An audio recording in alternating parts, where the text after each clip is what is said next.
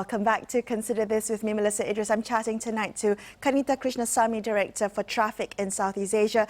Kanitha, you've painted quite a grim picture of the wildlife trade. Rightly so, we should be concerned, we should be alarmed, and we should act, which is why what the report wanted to do, the newly released traffic report, it called for a renewed game plan in combating wildlife trade, illegal wildlife trade.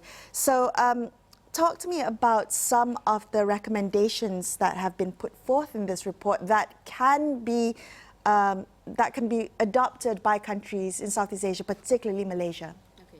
So the recommendations that we've made are similar for most countries because no one country is unique in terms of the problems that they're facing. Okay, so all somewhat similar. Yeah, okay. they apply to pretty much all of the countries. So we're talking about governments needing to look at the legal and policy framework. Is it fit for purpose?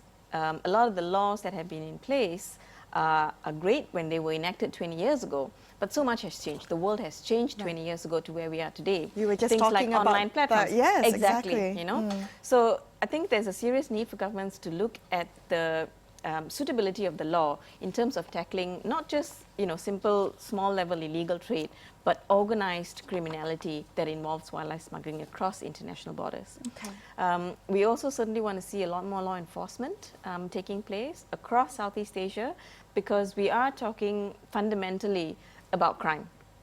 And one of the I suppose, best ways to tackle crime is to up your law enforcement. And we've seen quite a number of successes here in Malaysia. Beginning September last year, a new sort of task force was established, and this is now it's called Ops Khazanah. Okay. And it's quite dedicated to addressing wildlife crime. Okay. It's being led by the Royal Malaysian Police and the Wildlife Department of Peninsular Malaysia.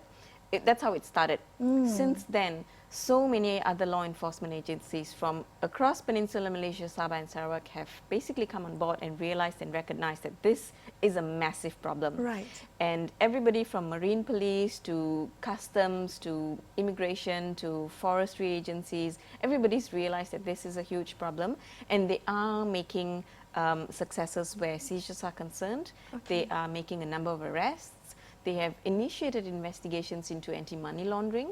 Oh wow! I mean, it's just across the board. I mean, from what I'm understanding, the things that you're saying, it just goes across every ministry, every agency, department, and almost requires the coordination of all these different I guess previously worked in silos, right? Correct, and Yeah. it's not because it's not just a wildlife problem; it's a crime. And in some of these cases, we've seen high-powered rifles being seized, machetes, machine guns, bullets, homemade guns. It's really quite mind-boggling, and this is not somewhere far out there in some other foreign country. It's happening right here in Malaysia. Which ministry would this fall under? Is it the Ministry of Environment for Malaysia? So currently, with the new cabinet, Yes.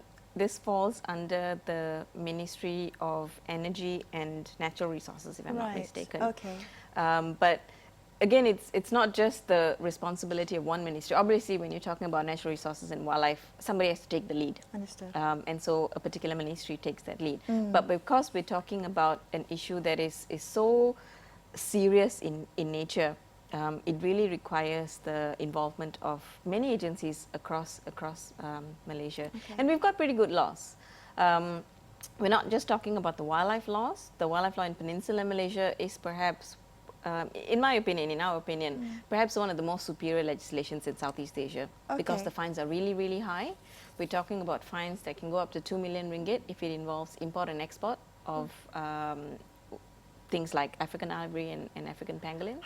So you're saying that it's starting to get a little bit better. How do we ensure this momentum continues? I think that's the million-dollar question, right?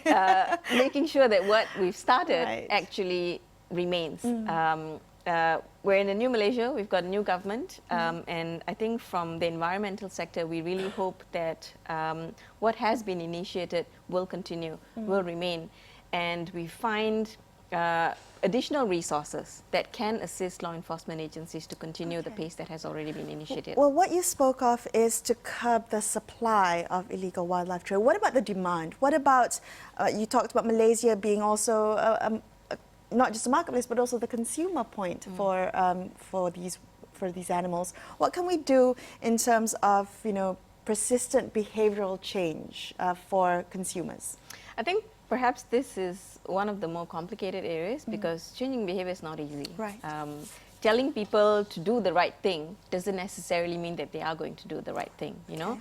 Otherwise, we would perhaps wouldn't have as many people who drink and drive. You know, it's against the law.